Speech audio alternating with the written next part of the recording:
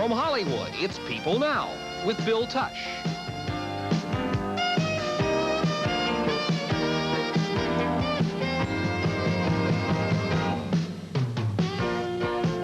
Now, here's Bill. Thank you, Dennis. Our guest tonight, Robert Mandan from Soap and Private Benjamin fame. Stephen J. Cannell, producer of such programs as The Greatest American Hero and The A-Team. The man with Bogart's face, Robert Saki. Jeffrey Rogers is also with us, co-star of the upcoming Friday the 13th, Part 3. Two members of the English band Naked Eyes are with us. We're also going to discuss how to alleviate stress through self-hypnosis with Dr. Rachel Copeland. So I hope to stay with us for our entire show. And our first guest tonight is no stranger at all to television audiences. He's appeared on almost every series, literally hundreds, thousands, millions. From Marcus Welby to Private Benjamin, he's probably best remembered for his role as Chester Tate in Soap. He is Robert Mandan, who is dressed just like our set tonight. Yeah, excuse me, I'm trying to do something here with my nautical bracelet. Thought I'd try to hypnotize myself or you. Well, that's... We can get something going here. What happened? It just I'm sorry, broke? go right ahead. Don't just mind broke? me, just keep going. Did that happen in the earthquake today? Yeah. Well, that's later. We're going to do You are going to sleep. You did the role of Chester Tate in Soap, which was a Yes, I comedy. did. But you know, you are one of those actors that has the face. It can be, you know, a doctor, lawyer, White collar hood. yeah, all these kind of things. And all of a sudden, comedy comes around. Yes. Now, that's happening a lot, more and more. You got guys like Leslie Nielsen, who did Airplane, who now is doing comedy. And there are a lot of the great character actors like yourself that have gotten into comedy. Why is that, you think? Because they're good actors, and comedy requires good acting, as a rule. Comics don't have to be actors, but they... Mine came about, actually, I started out doing comedy. When I left college, I went into a resident stock company in Palm Springs, right here in Palm Springs. And people like Barnard Hughes came out of that company, and they did almost... Well, they didn't do all comedy. We did Death of a Salesman and Streetcar Named Desire, some things that were fairly heavy. But the staple of the season was really the comedy programming. And I did 28 weeks of that right out of college. Went to Palm Springs, and then I joined them for their summer season in Chicago. And then went on to New York, where I was doing very heavy things like Sartre's No Exit and Julius Caesar, King Lear. Jeez. And then into a lot of really leading man roles, off-Broadway and in soap opera. And never really thought of myself as a character man until I came back to Hollywood in 1971.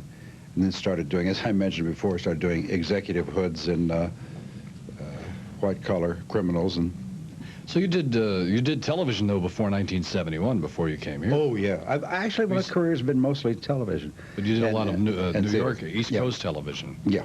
And you said you did a soap? Yeah. Which one was that? I did, the last one I did, I was stunned myself. Search for Tomorrow was the last one I did, which has been on the air, I think, longer than any television show. Mary Stewart, who was just lauded for having been on television longer than anybody else. Mary and I were... right. Yeah, she's been on 30 years. Do you know, I remember you from that soap opera. That's... Do you really? Yeah. Sam Reynolds, yeah, was the... Sam Reynolds, because I remember when, well, I knew you were going to be on, I know who you are, but I said, I remember him being on a soap opera one time. Yeah, Mary and I were voted the most, this was before Luke and Laura, we were voted the most popular daytime soap opera stars for 2 years running back in the late 60s or early 70s, or whichever. So then you came out here and then you did a spoof on soap operas. Yeah. Unfortunately, soap was real popular, and Robert Guillaume, who was with us, who was also one of the stars of soap, told us that what happened is the way they jumbled it around there that last year or whatever is what killed it.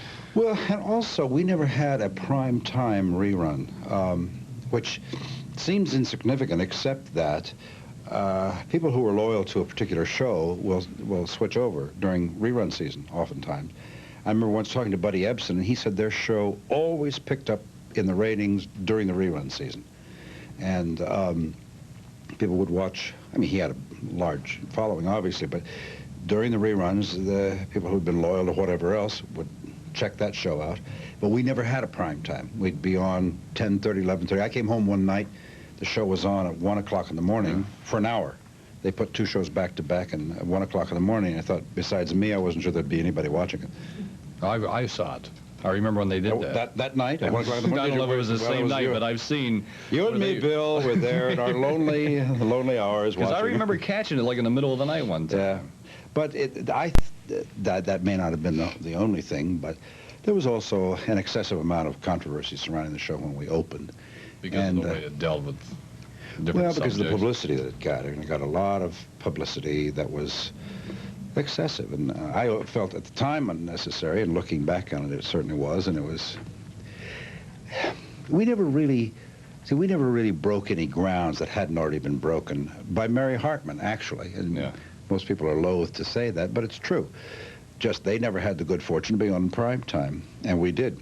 And I think we dealt with things possibly a little more explicitly in some areas than they did, but had the show, obviously as Bob's already talked about it, but had the show been more consistently dealt with, I think we might have been able to secure bigger numbers, and they might have charged more money for selling it, and we'd still be on the air. But both shows are in syndication, Mary Hartman, yes. that you mentioned, and also Soap. Yeah. Are back out again. Yeah, we're syndicated in prime time, and they're not. Oh, yeah. That's true. You ever run into any old episodes just by accident? Of Soap? Soap? Oh, sure. I come across it all the time, and because it's here in Los Angeles, it plays at 7 o'clock, and so it's much nicer than watching that in the news, which is always depressing, so I have a good laugh.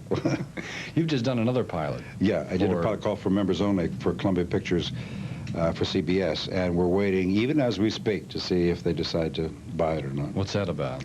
It's about an exclusive country club of which I am the manager, and I'm dealing with 3 young caddies who are always in trouble, of course, and always fraternize with the members, etc., and an overzealous and overlusty program.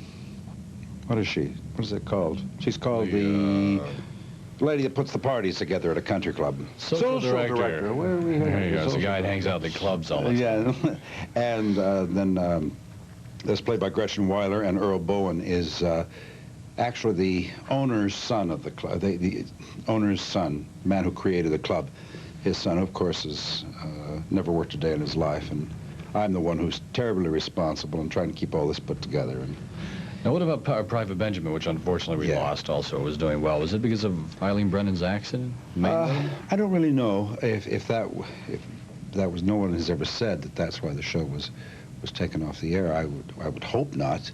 I'd like to think that we could have gone on and had a life for the show, but certainly it was a great loss. I mean, there's a very unfortunate. How's she doing? Have you? I talked to her, as a matter of fact, just before I came down here, and she's pretty saucy and lots of spit and fire going. I think she's, it'll be a while, before she's really mobile and whipping around, but she's being offered plays where the character, like old Lionel Barrymore parts, she's in a wheelchair for the whole time. Really? Yeah, well, there's a Broadway play that she's been offered, which their character spends the whole play in a wheelchair. So she could obviously do that, and I hope she will be able to very soon. Well, thanks for stopping by and seeing us. My pleasure. All right, and we'll be looking for you, and hope the pilot gets picked up. If not, there'll be another one. We'll always see you. Okay, Robert Mandan, thank you. We're going to be back with one of the hottest producers in television, Stephen Cannell. Stay with us.